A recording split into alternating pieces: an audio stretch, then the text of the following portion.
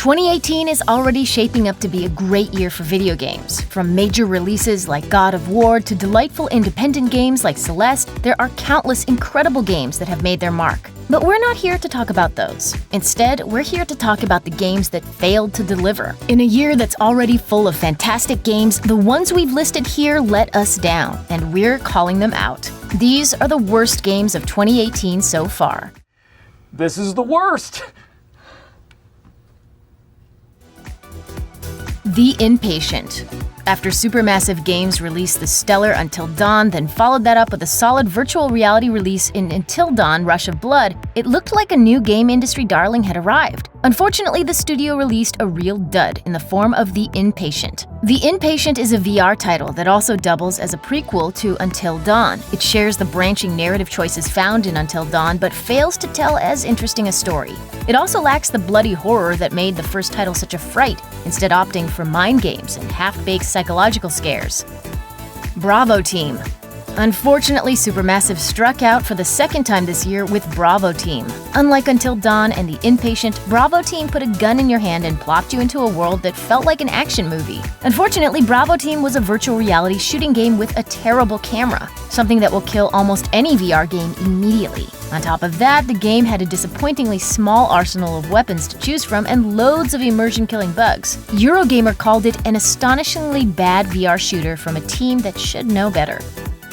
Fear Effect Sedna.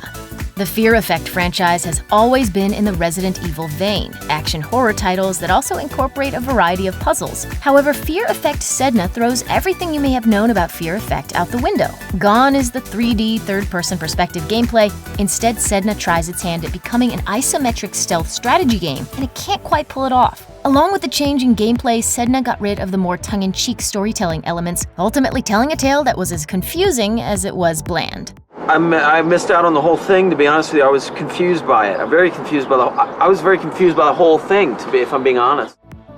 Metal Gear Survive.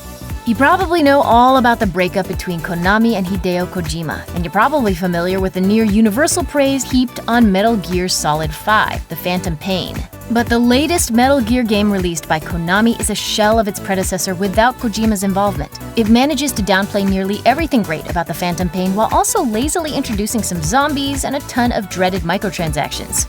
Raiden, turn the game console off right now. What did you say? The mission is a failure. Cut the power right now. Little Witch Academia: Chamber of Time. To its credit, Little Witch Academia: Chamber of Time tries to do some cool things. The core concept is interesting and the art is beautiful, but everything else falls flat.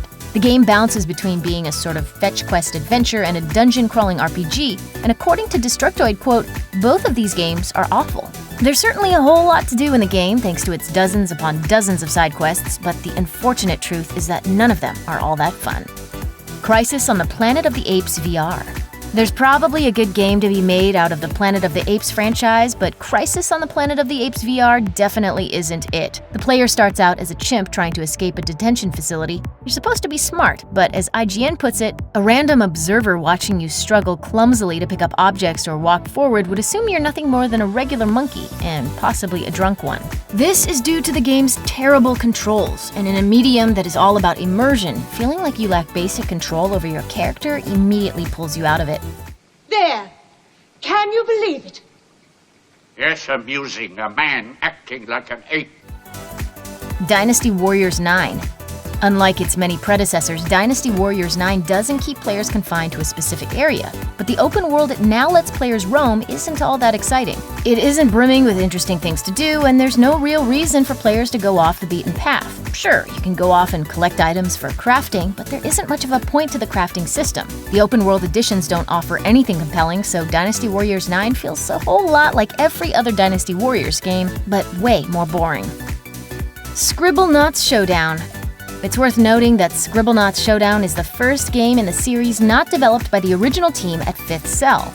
The creative team change clearly shows, since it's a vastly different game than those that came before.